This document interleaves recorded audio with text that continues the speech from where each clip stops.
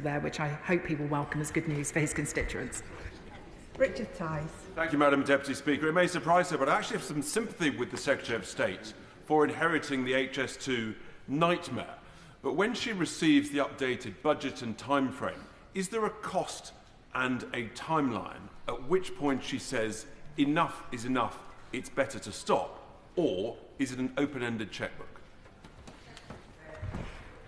If the honourable gentleman had actually bothered to read the spending review last week, he will have seen that we have committed £25 billion over the next 4 years.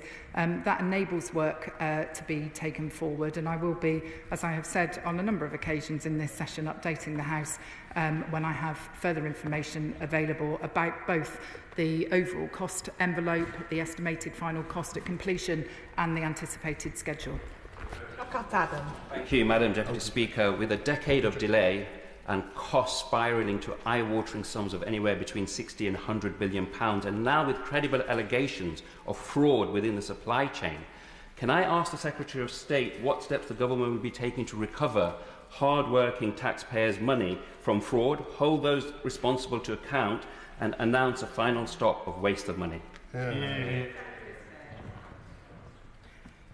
I've said on a number of occasions, Madam Deputy Speaker, that billions of pounds of taxpayers' money has been wasted by constant scope changes, ineffective contracts and bad management. That is what this reset of HS2 is all about. It's why we've appointed the new leadership, and it's why we're fundamentally changing the governance structures. As I said in answer to previous questions, the matter about potential fraud in the supply chain is being investigated by HMRC, and we will be providing updates to the House as and when further information is available. That concludes the statements. Point of order, John MacDonald. Thank you, Madam Deputy Speaker. I wish to raise again the case of Alaa Abdi El Fattah, who's the British-Egyptian citizen who's still imprisoned in Egypt. His mother has been on hunger strike for a large period of time now. Is in St Thomas's Hospital, and her health is deteriorating. I wonder if we could ask the Treasury bench now to take a message back to the Prime Minister that we need to do everything we possibly can to secure Alaa's release, because I fear that we may well lose the life of his mother, Layla Sweef. One initiative that could be tried again is a joint initiative, a joint approach by our Prime Minister with President Macron to President Sisi to urge the release of Alaa. I think we're in a dangerous moment at the moment. The government has undertaken a number of actions, and the Prime Minister committed to do all in his power, and he has approached President Sisi. But I just feel we need to make at least another last attempt, both to secure the release of Alaa and also to secure the life of his mother. I thank the honourable member for his point of order and for notice of it. He's put his point on the record, but I am sure that his concerns will have been heard by the Treasury bench.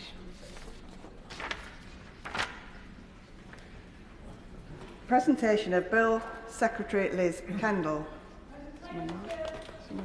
Universal Credit and Personal Independence Payment Bill. Second reading, what day? Tomorrow. Tomorrow.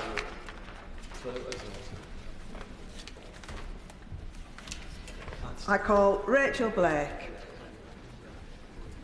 Thank you, Madam Deputy Speaker. I beg to move that leave be given to bring in a bill to make provision about the definition of qualifying tenants for the purposes of claiming a right to manage, to reduce the proportion of qualifying tenants required to give notice of a claim to acquire a right to manage, to establish a duty on freeholders to assist a right to manage company in establishing contact with leaseholders within the freeholder's property, to make provision about establishing a presumption in favour of a right to manage in certain circumstances before the first-tier tribunal, to require the Secretary of State to review procedures for converting leasehold property into commonhold property and for connected purposes.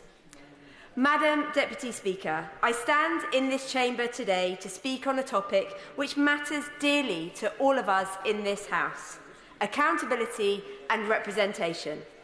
As legislators, our job is to hold legislation to account and to ensure that it represents our constituents' interests. And it is the role of our constituents, in turn, to hold us to account whenever elections rise. And at this moment, I would like to thank my constituents for joining us here today to listen. Accountability is at the heart of our consumer relationships, with standards and competition embedded into commercial law. And it is a key part of our social contract. When someone in a position of power does wrong, there needs to be a system of recourse. When it comes to housing, however, this too often goes out of the window. Frequently, there exists a stark gap between those who provide our housing and those who live in it, alongside an accountability deficit, whether in private renting, social housing, or in the sector this bill seeks to remedy today, leasehold. Mr. Speaker, my constituency has the highest proportion of leaseholders in the country. Apologies, Madam Deputy Speaker.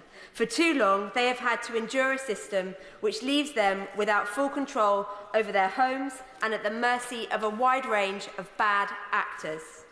I was proud to be elected on a manifesto which promised to ban the sale of new leasehold properties and to make commonhold the default tenure across the land.